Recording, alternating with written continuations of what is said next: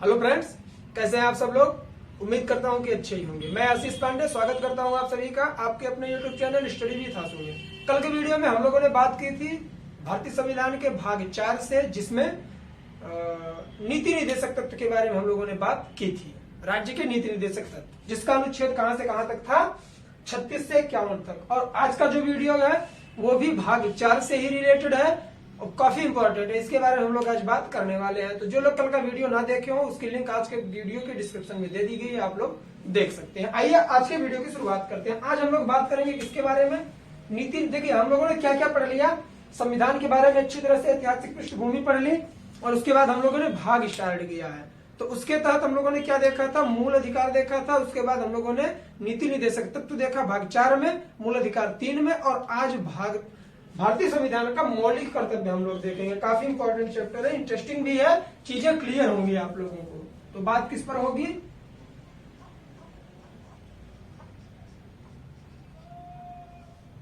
मौलिक कर्तव्य। ये कौन सा भाग है, भाग 4 का।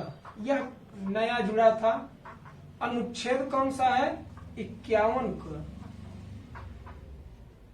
51 का अनुच्छेद और भाग 4 का। देखिए क्यों सब में क या ए करके आएगा।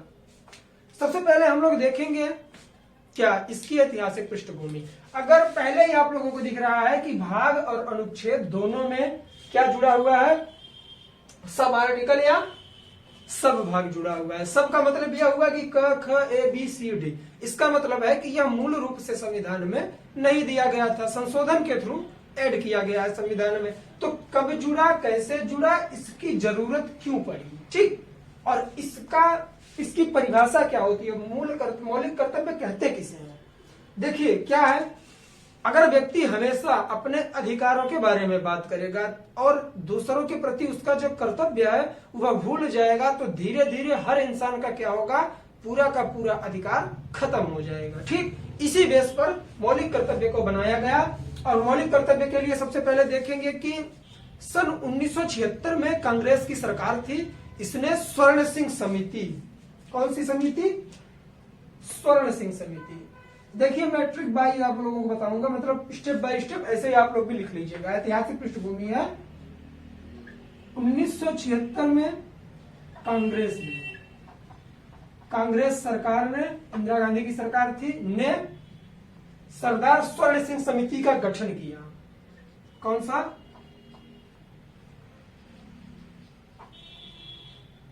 स्वर्ण सिंह समिति की गठन की। और इस स्वर्ण सिंह समिति ने क्या किया, मूल कर्तव्य की सिफारिश की या मौलिक कर्तव्य की सिफारिश की।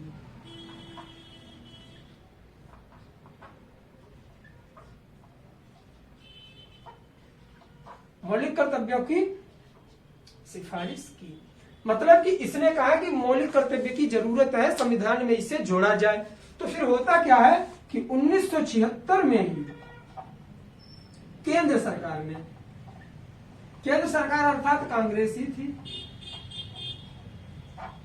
इस सिफारिश को क्या किया, स्वीकार कर लिया। ऐसे आप लोग भी लिखेंगे, चीजें याद करेंगे, याद हो जाएंगी।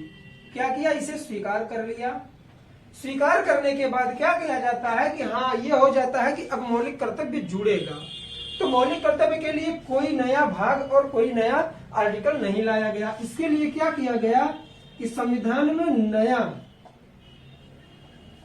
नया भाग, मतलब कि ये जो भाग 4 में नीति निर्देशक तत्व था, इसी के तहत इसे रखा गया। अभी बात करूंगा कि नीति निर्देशक तत्व के तहत क्यों रखा गया। नया भाग 4 का जोड़ा गया, इसी में रखा गया मौलिक कर्तव्य को। और नया अनुच्छेद जोड़ा गया, मतलब अलग से कोई अनुच्छेद नहीं है, जो अनुच्छेद था उसी में सब करके जोड़ा गया। कौन सा, 51 का। आप लोगों को पता है कि राज्य के नीति निर्देशक तत्व 36 से 51 तक थे, और ये क्यों जोड़ा गया भाग 4 में ही, और किसी में भी तो जोड़ सकते थे ना इसे। इसका रीजन ये है कि आपने देखा कि जो डीपीएसपी था, राज्य के नीति निर्देशक तत्व, वह न्यायालय में न्यायोचित नहीं था, वह हमारा अधिकार नहीं था। वह क्या था कि वह राज्य द्वारा हमारे ऊपर लागू किया जाता था। वह राज्य का कर्तव्य होता था कि हमारे कर्तव्यों को पूरा करवाए, हमारे अधिकारों को। तो इसी तरह यह भी न्यायालय में वाद योग्य नहीं है, मतलब इस पर आप वाद नहीं दायर कर सकते, याचिका नहीं दायर कर सकते कि हमारे मौलिक कर्तव्य, यह मौलिक कर्तव्य निर्धारित किया गया है गवर्नमेंट ऑफ इंडिया की तरफ से कि हमें अपने यहाँ भारत में रहते हुए, स्वतंत्र भारत में कुछ कर्तव्यों का भी पालन करना चाहिए। न्यायालय में वाद योग्य नहीं है, ठीक।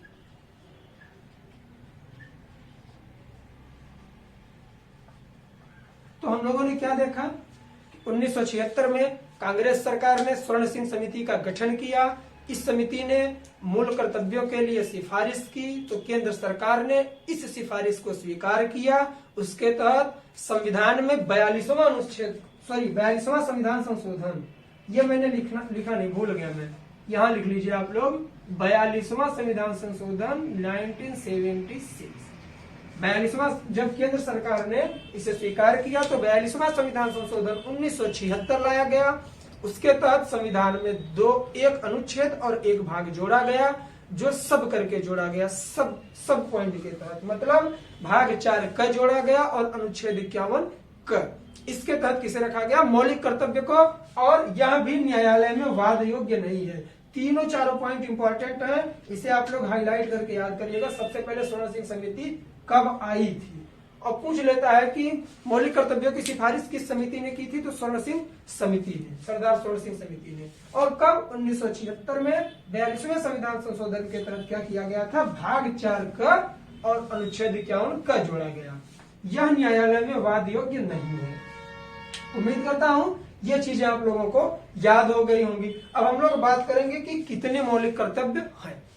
देखिए, मौलिक कर्तव्य मूल रूप से 10 जोड़े गए थे। मौलिक कर्तव्य मूल रूप से 10 जोड़े गए थे, लेकिन 2003 में 86वां संविधान संशोधन किया गया, 86वां, तो मतलब 86वां संविधान संशोधन 2002 किया गया। इसके तहत एक मौलिक कर्तव्य और जोड़ा गया, जो हमारा कौन सा है, 11वां। उसमें किस पर बात की गई है कि 6 से 14 वर्ष तक के अपने बच्चों को शिक्षा की व्यवस्था खुद ही कराई जाए, उसे भी बात करेंगे। आइए अब एक एक करके हम लोग सारे कर्तव्यों को देखेंगे। चैप्टर इंटरेस्टिंग है, स्टोरी वाइज मैं समझाता हूं, जिससे कि चीजें आप लोगों को क्लियर हो जाए, कोई साइंटिफिक लैंग्वेज नहीं। और आप लोग वीडियो में लास्ट तक बने रहिए। वीडियो सही लगे, आप लोगों को इंफॉर्मेटिव लगे तो चैनल को सब्सक्राइब करिए, नए हो तो, और चैनल को लाइक करिए वीडियोस को। आइए देखते हैं। सबसे पहले यह कहां से आया है ये भी देख लेते हैं। जो मौलिक कर्तव्य है यह रूस के संविधान से आया है, उसमें बताना भूल गया मैं, इसे आप लोग लिख लीजिए, रूसी संविधान से, ठीक है। मौलिक कर्तव्य रूसी संविधान से लिया गया है। हम लोग 10 कर्तव्य देखेंगे। पहला कर्तव्य हमारा कौन सा है, इसके तहत क्या किया जाएगा, हर व्यक्ति को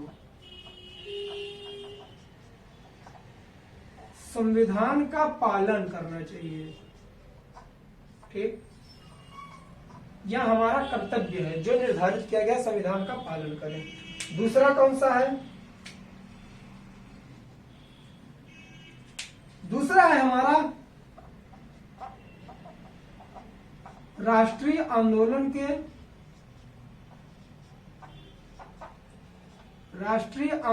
के आदर्शों का सम्मान करें, आंदोलन के आदर्शों का सम्मान करें, ठीक है। ये हो गया हमारा 2। तीसरा आता है संप्रभुता, एकता, अखंडता की रक्षा करें, जो हमारे किसमें दिया गया है, प्रस्तावना में दिया गया है। संप्रभुता, एकता, अखंडता की रक्षा करें। यह कर्तव्य निर्धारित किया गया है आम नागरिकों के लिए, सभी भारतीय नागरिकों के लिए यह कर्तव्य निर्धारित किया गया है कि आप देश की संप्रभुता, एकता और अखंडता में सहयोग करें, अर्थात कि इसमें बाधा पहुंचाने वाले जो कार्य हैं आप उसे ना करें, जिससे कि भारत की अखंडता भंग हो, अखंडता फैले, यहाँ में टूट हो, भारत का विभाजन हो और संप्रभुता यहाँ की खत्म हो और एकता भी पूरी तरह से स्वीकृत ना रहे। इसलिए आप लोग ऐसा कोई भी अवैध कार्य ना करें, संप्रभुता, एकता, अखंडता को चोट पहुंचाने वाले। अब बात करेंगे किसकी? चौथे की। चौथे के तहत क्या कहा गया है? इंटरेस्टिंग है, देश की रक्षा करें, अपने देश की सुरक्षा करें, मतलब देश की रक्षा करें और अगर कोई भी आपदा आती है तो आह्वान किए जाने पर, आपको बुलाए जाने पर आप राष्ट्र की सेवा करें। आह्वान किए जाने पर, आह्वान किए जाने पर राष्ट्र की सेवा करें। ठीक है, अभी देख लीजिए कोविड-19 का प्रकोप चल रहा है, तो इसके तहत काफी सारी संस्थाएं, एनजीओ ऐसी हैं जो गवर्नमेंट की तरफ से हेल्प कर रही हैं आम नागरिक की। तो यही होता है कि आह्वान किए जाने पर राष्ट्र की सेवा करें। पांचवें में क्या रखा गया है? प्रत्येक नागरिक में समरसता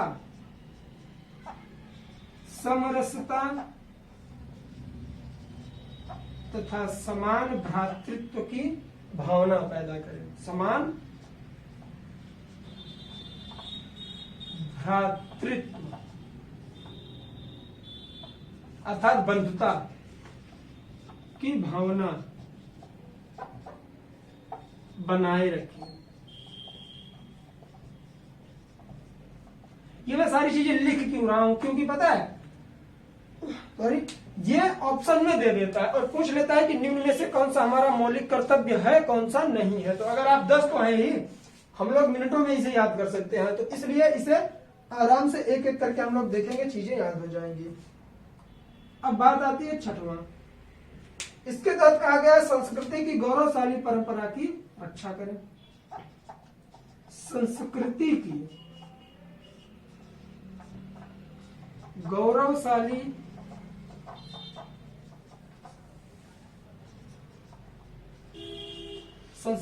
गौरवशाली परंपरा का महत्व समझे। जो हमारी संस्कृति की गौरवशाली परंपरा है, अर्थात जो पुरानी संस्कृतियां हैं अभी तक चल रही है, उसकी परंपरा का महत्व हम लोग समझें और इसका क्या करें? विकास करें। इसका विकास करें। चीजें इजी हैं, समझाने लायक कोई चीज नहीं है, सिर्फ लिखना जरूरी है, लिख के याद करवाना जरूरी है।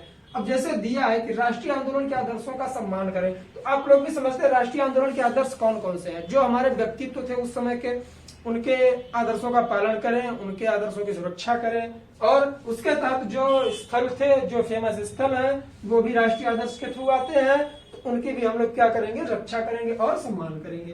तो ऐसी चीजें समझाने लायक नहीं है, सिर्फ याद करना है आप लोगों को। तो याद करने के लिए क्या करेंगे? 1 से 2 बार लिख लेंगे, चीजें याद हो जाएंगी।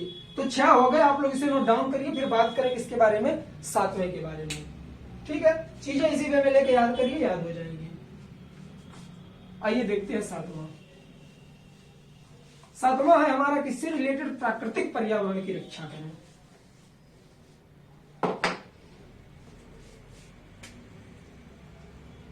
सातवां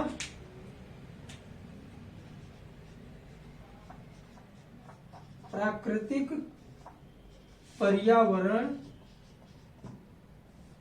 की रक्षा करें। प्राकृतिक पर्यावरण की रक्षा या सुरक्षा करें और संवर्धन करें। संवर्धन का मतलब है कि जैसे प्राकृतिक पर्यावरण के तहत क्या आता है? आपका वृक्ष आता है, नदियां आती हैं, पेड़ पौधे आते हैं, तो आप लोग वृक्षारोपण करें। संवर्धन का मतलब है कि जितना हो सके आप लोग उसमें विकास करने की कोशिश करें, उसे आगे बढ़ाने की कोशिश करें और जो है उसकी रक्षा करें। अब बात आती है 8वें की। 8वें में कहा गया है वैज्ञानिक दृष्टिकोण, मानववाद।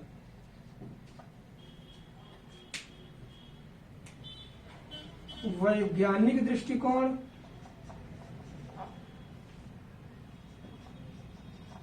वैज्ञानिक दृष्टिकोण और मानववाद,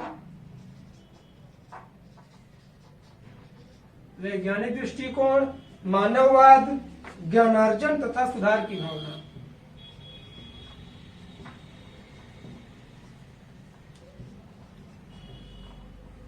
ज्ञानार्जन तथा सुधार की भावना का विकास करें। ठीक है, तो अर्थात यह है कि नई नई चीजों से जुड़ने की कोशिश करें, हमेशा नई नई चीजें सीखने की कोशिश करें जिससे राष्ट्र में विकास संभव हो सके। 9वां बात करते हैं, इसके तहत क्या आता है, सार्वजनिक संपत्तियों की सुरक्षा। सार्वजनिक संपत्तियों की सुरक्षा करें, ये हमारे कर्तव्य हैं। सार्वजनिक संपत्तियों की सुरक्षा करें।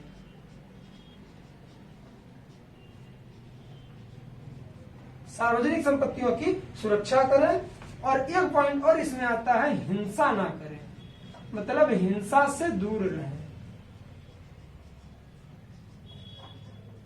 देखिए इसमें कोई आर्टिकल नहीं है, केवल 51 क के तहत रखा गया या 51A के तहत, तो जरूरी नहीं आप लोग सीरियल वाइज ही याद करिए, ऐसा कोई जरूरी नहीं है। एग्जाम में इसका आपको लोगों से सीरियल नहीं पूछेगा, वहां सिर्फ यही पूछेगा, ऑप्शन में दे के क्या कहेगा कि यह हमारा मौलिक कर्तव्य है या नहीं है, या बोलेगा 4 ऑप्शन दे के उसमें से देगा 3 आपके मौलिक कर्तव्य दे देगा, 1 बाहर का देगा, और ऐसा ही देगा इससे रिलेटेड।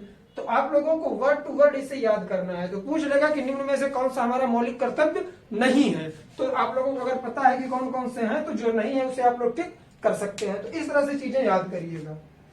आता है 10वां।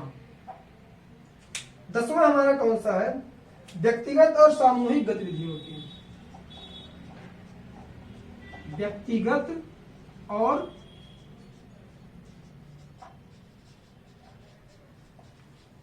सामूहिक गतिविधियों के।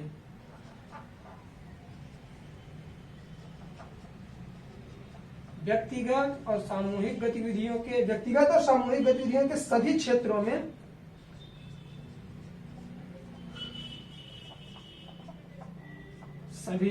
में उत्कर्ष की भावना,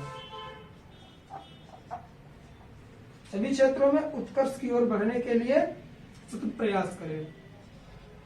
उत्कर्ष की ओर बढ़ने के लिए या उत्कर्ष की ओर बढ़ने का सतत प्रयास करें।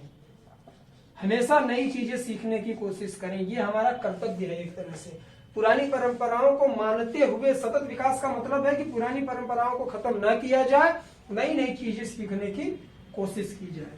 ठीक, या उत्कर्ष की भावना को जागृत करें सभी क्षेत्रों में। अब बात आती है 11वें।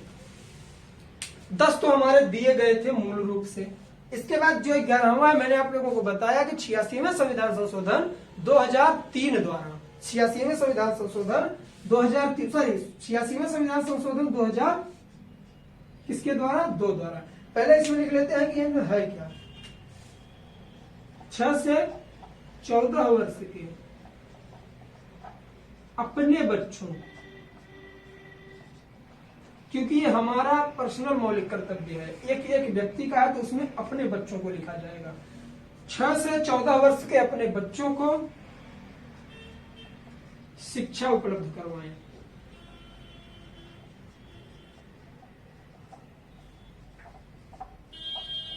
शिक्षा उपलब्ध करवाएं। ठीक, और इसके लिए जो हम लोगों का संशोधन हुआ था, अमेंडमेंट हुआ था कॉन्स्टिट्यूशन का, वह कौन सा था, 86वां संविधान संशोधन।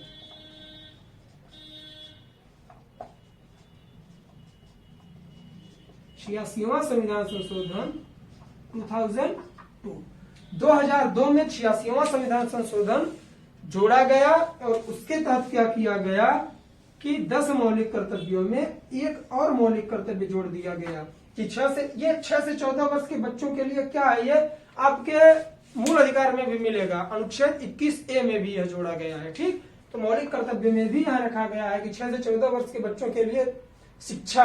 इसमें क्या है डिफरेंस कि यह अपने बच्चों की शिक्षा की बात होती है, और जो मूल अधिकार है, मूल अधिकार के तहत पूरी कंट्री के बारे में बात होती है कि सुप्रीम कोर्ट के तहत यह आप लोग जानते हैं कि जो मूल अधिकार होता है सुप्रीम कोर्ट में आप लोग याचिका दायर कर सकते हो, वाद योग्य है। तो इसके तहत राज्य क्या करेगा कि 6 से 14 वर्ष के बच्चों के लिए शिक्षा देना पड़ेगा गवर्नमेंट को, निःशुल्क शिक्षा। और इसमें क्या है, सिर्फ अपने बच्चों के लिए 6 से 14 वर्ष के बच्चों को निःशुल्क या कैसे भी शिक्षा उपलब्ध करवाए, मतलब शिक्षा का अवसर प्रदान करे बच्चों को। ठीक, तो ये किसके तहत जोड़ा गया, 86वां संविधान संशोधन 2002 द्वारा। तो चीजें 1 से 2 बार रिपीट करके आप लोग याद करिएगा, याद हो जाएंगी। तो आज के वीडियो में बस इतना ही। मौलिक कर्तव्य पूरी तरह से खत्म हो चुका है। वीडियो छोटा था लेकिन काफी इंफॉर्मेटिव है। आप लोग इसे 1 से 2 बार देखिए, चीजें याद करिए। तो उम्मीद करता हूँ वीडियो आप लोगों को अच्छा लगा होगा। अगर अच्छा लगे दोस्तों में शेयर करिए, नए हो चैनल को सब्सक्राइब करिए और बेल आइकन जरूर प्रेस करिए, जिससे कि कोई भी नई वीडियो आए आप लोगों को नोटिफिकेशन मिल जाए।